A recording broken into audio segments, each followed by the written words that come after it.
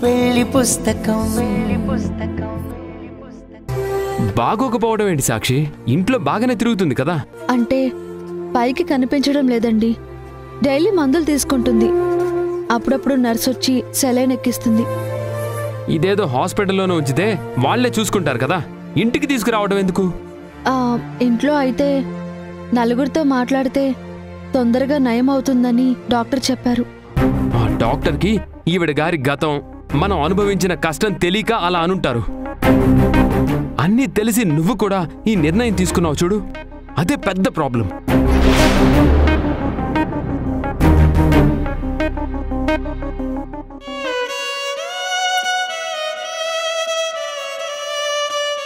చూడు సాక్షి, జరిగిందేదో జరిగింది. మన మధ్య ఇన్ని రోజులు ఈ నిర్ణయం వల్ల అయిన గొడవలు చాలు. అభిలాషని వేరే హాస్పిటల్కి పంపిద్దాం, లేదంటే వేరే ఇల్లు చూసి అక్కడ ఒక కేర్ టేకర్ నుంచుదాం. ఎవరో ఎందుకండి, తన జాగ్రత్తలు చూసుకోవడానికి నేనున్నాను కదా. నువ్వున్నది దానికోసం కాదు సాక్షి, తాళి కట్టిన నా కోసం, అమ్మ అని పిలుస్తున్న మన సిద్ధు కోసం. మన మధ్య మూడో మనిషిగా మన సంతోషానికి శనిగ్రహంలో ఉండకూడదనే పంపించేద్దామని చెప్తున్నాను. ఎక్కడికో పంపించేదాన్ని అయితే ఇక్కడికి ఎందుకు తీసుకొస్తానండి?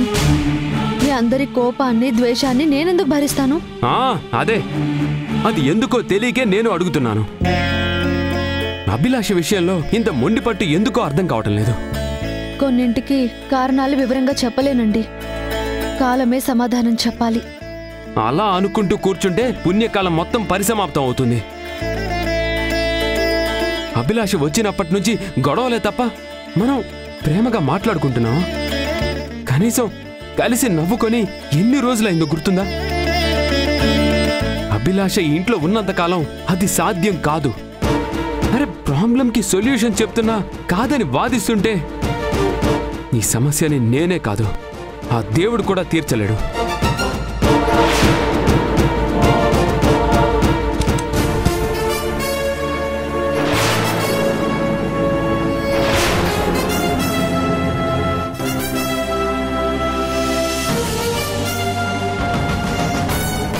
సాక్షి జీవితాన్ని నాశనం చేసిన రాక్షసిని క్షమిస్తూ భర్త సంతోషానికి శత్రువుగా మారుతోంది. ఒక్క మనిషి వల్ల ఇంతమంది జీవితంలో సమస్యలు పుడుతున్నా ఏమీ పట్టనట్టు పాషాణంలో అభిలాష మాత్రం ఇల్లు కదలడం లేదు. ఈ సమస్యకి నేనైనా ఏదో ఒక పరిష్కారం ఆలోచించాలి.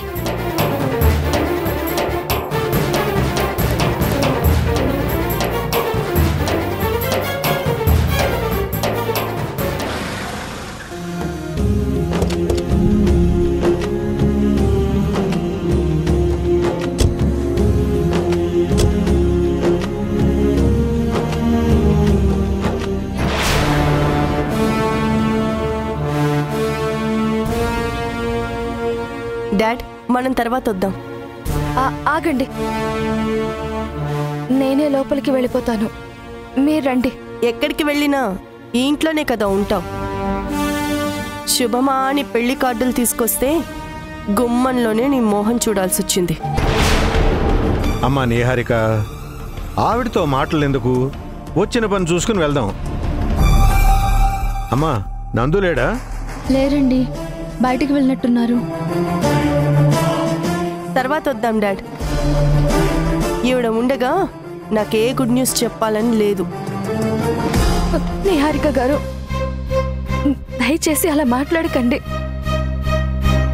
జీవితంలో అన్నీ కోల్పోయి అందరికీ దూరమై ఒక జీవోత్సవంలా బ్రతుకుతున్నాను. చేసిన తప్పులకి క్షమించమని అడగడానికి కూడా అర్హత లేదని నాకు తెలుసు. ప్రత్యక్షంగా నేను మీకేం అన్యాయం చేయలేదు. కళ్యాణ్ విషయంలో మీరు ఏం చెప్పినా అది విన్నాను, అదే పాటించాను. అలాంటిది మీరు కూడా నన్ను శత్రువులా చూస్తుంటే నేను తట్టుకోలేకపోతున్నాను. అభి, నందు నీకు మాజీ భర్త, కానీ మాకు ఆత్మ బంధువు. అతనికి అన్యాయం చేసిన వాళ్ళు ఎవరైనా సరే మాకు శత్రువులే. అదీ కాక కళ్యాణ్ ఎంత మోసగాడో చెప్పినా సరే ఆశలు పెంచుకున్న నీ క్యారెక్టర్ ఎలాంటిదో మాకు నువ్వు చెప్పనక్కర్లేదు. చేసిన తప్పులకి పశ్చాత్తాపంతో మాట్లాడుతుంటే మీరేంటండి అర్థం చేసుకోకుండా అంత కోపంగా మాట్లాడుతున్నారు? నా కోపం పశ్చాత్తాపంతోనో క్షమాపణతోనో పోదు సాక్షి. అభిలాష వల్ల నా జీవితానికి కుటుంబానికి ఏ నష్టం లేకపోవచ్చు, కానీ నందు లాంటి మంచి వ్యక్తి సఫర్ అవుతుంటే ప్రత్యక్షంగా చూసిన కోపంతో ఈ మాటలు వస్తున్నాయి.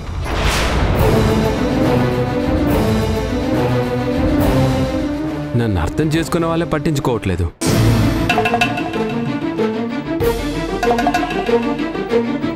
మీరెందుకు నిహారిక గారు ఇన్వాల్వ్ అవ్వడం? ఇంటికి వచ్చిన వాళ్ళని నిలబెట్టే మాట్లాడతావా? కూర్చోమని చెప్పలేవా? సారీ సార్, నా భార్యకి అనవసరమైన విషయాల మీద ఇంట్రెస్ట్ పెరిగి రెస్పెక్ట్ తగ్గింది. రండి సార్, కూర్చోండి. పర్లేదు నందు, మీకు శుభవార్త చెప్పాలని వచ్చాం. అమ్మా, ఆ కార్డు ఇలా ఇవ్వు. తనూజుకి పెళ్లి కుదిరింది. గ్రేట్. ఎవరు సార్ అబ్బాయి? బయట సంబంధమే, మంచి వ్యక్తే, ఫ్యామిలీ కూడా మంచిదే. ఇక్కడే సెటిల్ అయ్యారు. పెళ్లికి ముహూర్తం దగ్గరగా రావడంతో ఇంట్లోనే ఫార్మల్గా ఎంగేజ్మెంట్ చేసుకుని ఇప్పుడు డైరెక్ట్గా పెళ్లి చేసేస్తున్నాం. మీరు తప్పకుండా రావాలి. Okay sir. సాక్షి, ఇది మా పర్సనల్ ఇన్విటేషన్. మీ జంట తప్పకుండా రావాలి. సరేనండి. మీ అత్తయ్యలిద్దరూ లేరా నందు? శనిగ్రహం ఇంట్లో తిరుగుతుంటే ఎవరికి మనశ్శాంతి ఉండట్లేదు సార్. నేను సిద్ధు అంటే ఆఫీసు స్కూల్ అని చెప్పి తప్పించుకుంటున్నాం. పాపం వాళ్ళకి ఏం చేయాలో తెలియక మనశ్శాంతి కోసం గుడికో గోపురానికో వెళ్తున్నారు. అమ్మా సాక్షి, తెల్లటివన్నీ పాలు కాదు, నల్లటివన్నీ నీళ్లు కాదు. మీ ఇద్దరి మధ్యలో ఎవరైనా సరే పరాయి వాళ్లే అవుతారు. నీకు మంచి అనిపించింది ఏదైనా చేసే ముందు నీ మనసు తెలిసిన వాళ్లతో మాట్లాడడం ఉత్తమం. వ్యతిరేకంగా నడుచుకుని చక్కని జీవితాన్ని నాశనం చేసుకోకు. నా మాటలు అర్థం చేసుకుని తెలివిగా నడుచుకుంటావని భావిస్తున్నాను.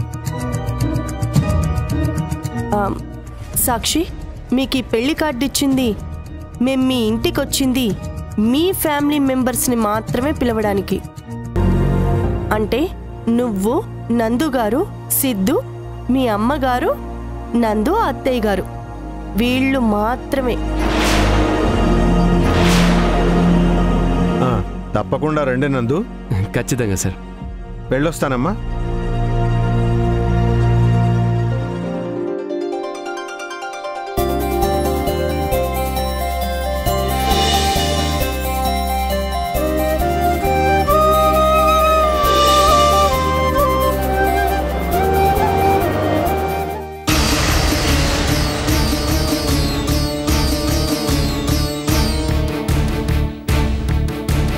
ఇంట్లో వాళ్లే కాదు, ఇంటికొచ్చిన గెస్ట్లు కూడా మన కోసం మాట్లాడుతున్నారు.